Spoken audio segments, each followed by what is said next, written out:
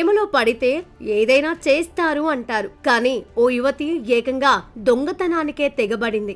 తన ప్రియుడి పుట్టినరోజుకు ఖరీదైన బహుమతి ఇవ్వాలనే పిచ్చితో ఏకంగా 2 లక్షల రూపాయల విలువైన వాచీలను దొంగిలించింది. హైదరాబాద్లోని జూబ్లీహిల్స్ లో జరిగిన ఈ ఘటన కలకలం రేపుతోంది. ఖమ్మం జిల్లాకు చెందిన ఓ 26 ఏళ్ల యువతి నగరంలో ప్రైవేటు ఉద్యోగం చేస్తోంది. ఆమె మురళీధర్ గౌడ్ అనే యువకుడితో ప్రేమలో ఉంది.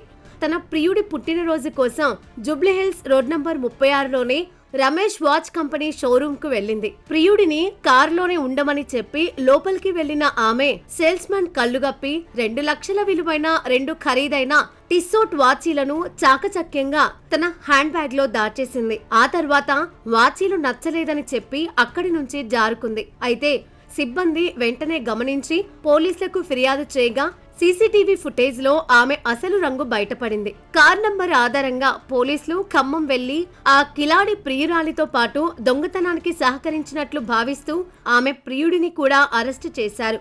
చదువుకున్న యువతి ఇలా దొంగతనానికి పాల్పడటం స్థానికంగా చర్చనీయాంశమైంది.